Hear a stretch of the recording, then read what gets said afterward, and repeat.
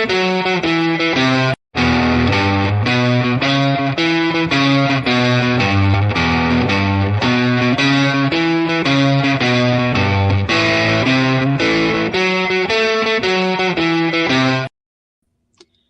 we're back. I am Cody, your host of F is for Fanatics. And today we are talking that Gators defense. And boy, has it been disappointing for... I can't remember the last good Gator defense. So before we get into the meat and potatoes of it, I'm just going to say this. The players that were here previously that were under two different regimes, two different defensive styles, and the defense was still bad, it's not the coaching. It's the players. Now, is it the coach's fault for evaluation? Maybe. Is it the coach's fault for not getting everything out of the players? Maybe. Is it strength and conditioning? Maybe. But most of it is on the players. And if you go through two different defensive schemes and you don't improve, it's the players. And a lot of that happened. A lot of that happened. So, what does Billy Napier do? He gets rid of a lot of guys. We had a lot of guys transfer out. Thankfully, a lot of guys, it was time for them to go anyway, just eligibility-wise. So, he starts in 2022, which Billy Napier, he didn't just clean house right away. He gave everybody, like he said, a fresh slate. I applaud that. Kind of see what he had. But there's not much left of the Mullen players. I can tell you that. They've either transferred out or they're gone through eligibility or NFL. So he starts out and he gets Kamari Wilson. 4/5-star, depending where you look. Here we use 247. I don't look at anything else. All the rest is fake news. So 4-star on 247 out of IMG. Remember, a place that Mullen couldn't recruit is IMG. The IMG curse is what we used to call it. So he goes and gets safety Kamari Wilson, stud, and linebacker Shamar James. That's in 2023. I'm not running through the whole class. Chris McClellan, D-line also. I'm just saying some guys that actually saw some significant playing time on defense out of that class. And then what does he do? We say, boy, this secondary is bad this year. The D-line, not great. Cox gets released kind of mid-year, which I was never a big fan of Brenton Cox. I kind of thought he was overrated, the 5-star transfer from Georgia. He didn't fit there. He didn't fit here.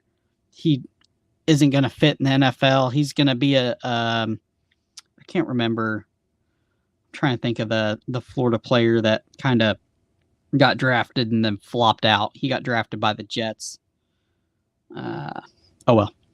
But, Cox kind of gets dismissed mid-season. It's odd, but it happens. We thought maybe he got in trouble, but it was for a culture deal. I guess he was a little bit of a cancer in the locker room, outburst with other players and coaches, and just Billy wasn't having it anymore. He was tired of Brenton Cox's shit, essentially, and he was tired of him walking around like he was He was the big man on campus. And, you know, my knock for Brenton Cox, the guy would make a play and then just be AWOL for games. For whole games, you wouldn't hear. And then he would make a play, and the announcers would rave on and on. Oh, yeah, that's Brenton Cox, 5-star, you know, transfer out of Georgia, classic Brenton Cox. And then you wouldn't hear from him for games. Whole games he would not miss. He was there, but he wasn't making plays. I don't know. Could never really set the edge. He just, it was a nightmare. So we immediately got better. Funny, we immediately got better as soon as he got out on setting the edge there. I think McClellan took his job. So they evaluate the cornerbacks are bad. So what does Billy Napier and Corey Raymond do? Well, I'll tell you what they do. They go out and they get a bunch of them. They get rising star Jakeem Jackson. Now, let me tell you, Jakeem Jackson, Coach Raymond got Jakeem Jackson so early before anybody offered him. Before Bama offered him, before Georgia offered him, before Louisiana offered him. And just knew that this guy, he was a little raw, but Coach Raymond knows. Coach Raymond's been coaching secondary for years. He's got all kind of NFL backs out there. And he knows. The guy can evaluate cornerback, safety, secondary talent. So he goes out and gets Jakeem Jackson. Well, why not another one? So he goes out and gets Sharif Denson. Kid out of Jacksonville. You know, and these guys are like not super highly regarded at the time. And everybody's wondering what we're doing. They get safety Jordan Castell, Bryce Thornton, safety out of Georgia. Dijon Johnson out of Tampa, safety.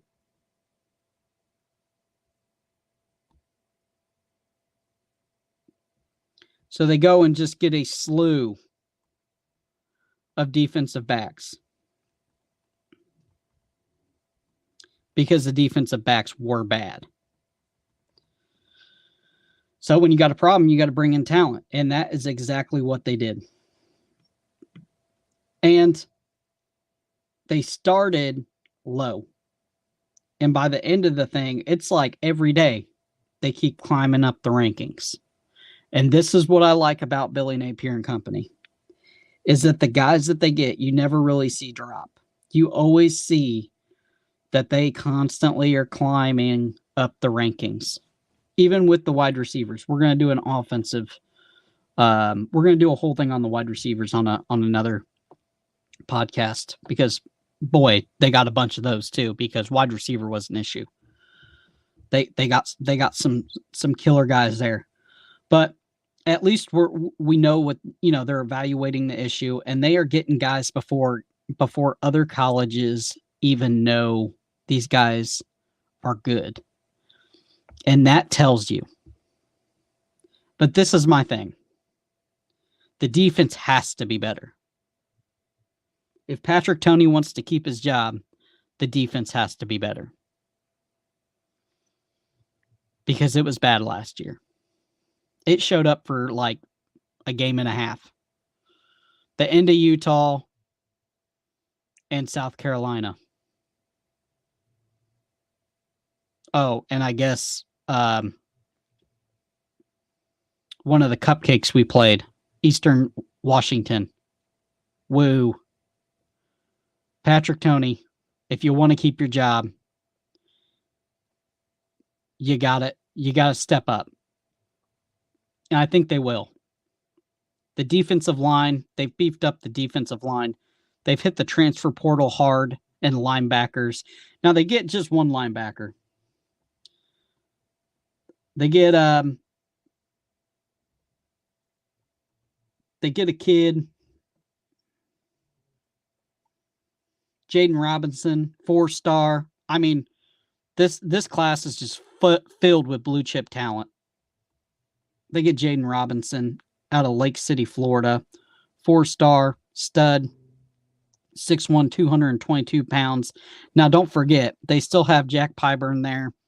That kid, I saw him at Kentucky, and Jesus, I don't know if he's going to play middle linebacker or like a kind of a defensive end, but he is thick. He is thick. And if you saw his high school highlights, he brings the thunder when he hits. I mean, he hits with ill will and bad intention. He is a perfect short yardage guy, special teams guy, goal line guy. He's a guy that when you need a stop, you stick that spark plug in there, and he's going to get it for you. And he might get a strip sack, or he might take the quarterback's helmet off with him, because that guy is something else. That is my dark horse. Write the receipt on that. Jack Pyburn, if he gets a chance to play under this, because we brought in some transfers. If he gets to play under Shamar James and some of the other transfers we got, I think Scooby Williams is still there, and we have see who we got for transfers here. We got the kid out of Ohio State, Taraja Mitchell, played a lot of football. He was a 4-star in high school. And then we got another kid from Michigan, Deuce Spurlock. And, so there's a lot of talent there. But boy, I tell you, that Jack Pyburn, if he can just get on the field, make some plays, he is going to be something else. So let's work our way to the defensive line. We got Big Daddy Dez there, all 400 plus pounds of him. And then they said, well, why not? Let's get him another big brother. They bring Cameron Jackson in from Memphis. This kid is a giant. I don't know if he's not as big as Big Dez. He's 400, 385. I guess that's small. He's a giant. They also bring in Caleb Banks. He's a D end out of Louisville, and we know how successful the last Louisville D end we brought in, Grenard, was. If he can be half as good as him, boy, we're gonna be happy. And then we brought in Gavin Hill out of Gainesville, Florida. He's a defensive lineman out of this recruiting class. And then we got one more, TJ Searcy and Cameron James. So we really retooled. Oh, and can't forget about Kelby Collins. Kelby Collins, boy, he just absolutely just lit it up this last Under Armour game. I believe he was the Under Armour player MVP of his team. I don't know how exactly all that works. They do team MVPs, not the whole game MVPs, whatever. But he's number 5 in his position. Stud. He's actually out of Alabama. How you get a kid out of Alabama at that high of a position? Go ahead and pat yourself on the back, Billy Napier, because boy, you got you something special there. That kid is going to be reckoning in the backfield. So what I like is you see you have an issue on defense. The defense has been bad for years. I don't remember the last time the defense had Will Muschamp, maybe. I don't remember the last time the defense was great. But I think we're starting to get there again. And it would be, boy, after the Grantham years, it'd be nice to see. I kind of feel like Grantham lost us a natty during those Trask years because he couldn't get it together. Well, Ian Mullen, he didn't fire him, so there's that. But, we retooled the secondary, did a couple safeties, did a couple cornerbacks, good cornerbacks, before anybody wanted them. And that's the key in college football. You got to get these kids before anybody knows about them. You got to get them committed because you're the first guy. Think about if you're an 18, 17-year-old kid and the University of Florida says, we want you to come play for the University of Florida, and they don't even have a scholarship offer yet. What does that tell you? That means somebody's done their homework. That means somebody believes in you. And that's what kept all the schools off of Jakeem Jackson. That kid's going to be the next elite Florida cornerback. We've had some good ones. We've had some great ones. Elam, Henderson, Garner Johnson. I guess he was a cornerback / safety. He's playing in the league. You know, there's been some very, very good ones. So I think he's the next Gator great. About every 2 years, we get one of those first round draft pick cornerbacks, and I think he's the next one. Jakeem Jackson, write the receipt on it.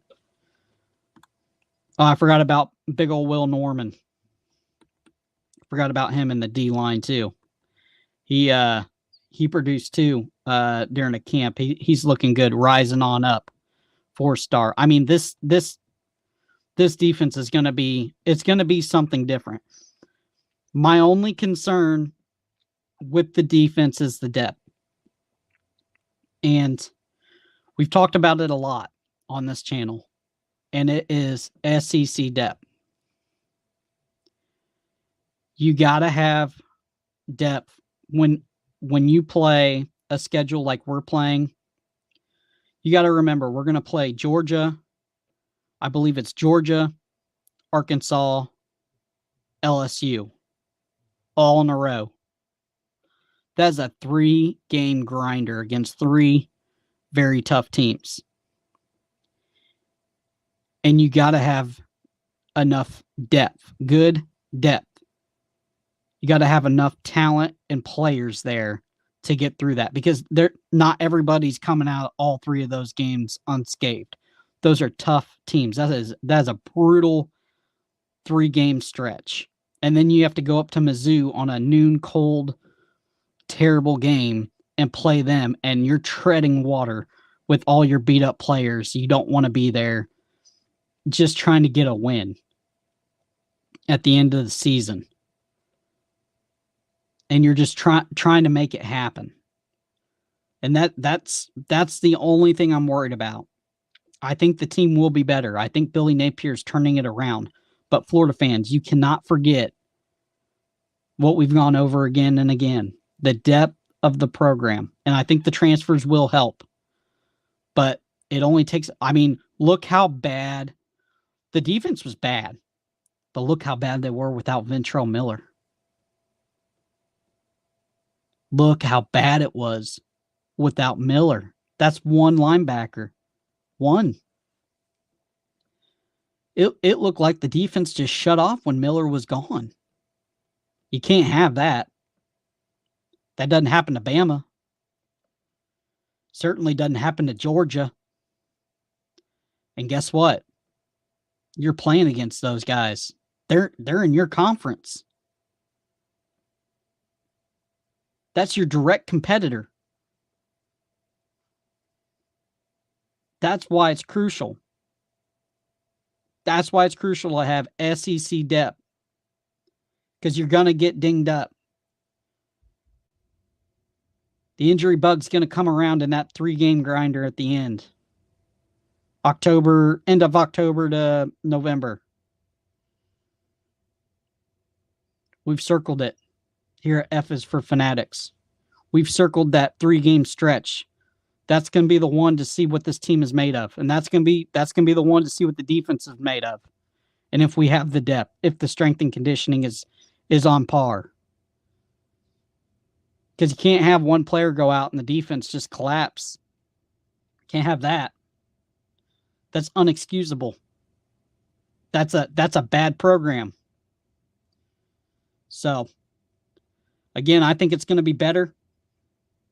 It's building blocks. Rome wasn't built in a day. Billy Napier's doing things that that I think some of the past regimes were not doing. He is addressing the issues. He's going in the transfer portal, getting guys.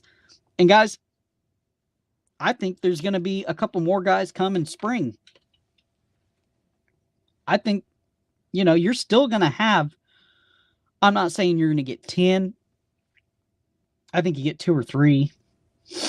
I'm not saying they're impact players, but you can get a couple good special team guys.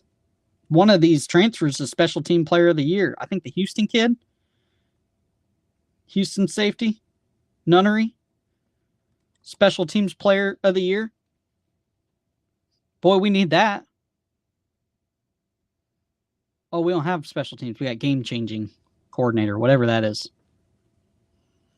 Whew. We need him. But I digress. All right, boys. We'll see you later. This is Cody with F is for Fanatic. We're going to keep grinding. I'm glad the internet has finally figured itself out. I was pulling my hair out maybe not more than a screen pass to Henderson, but it was frustrating when you're starting a new cast. It's hard. It's really disheartening when you're really trying and stuff, internal stuff like that. My Wi-Fi router caught fire, and the night before I had the live stream with Holly, and I had to run to my aunt's, and we're just chugging along. I had to redo a bunch of these, and so I'm in the same clothes.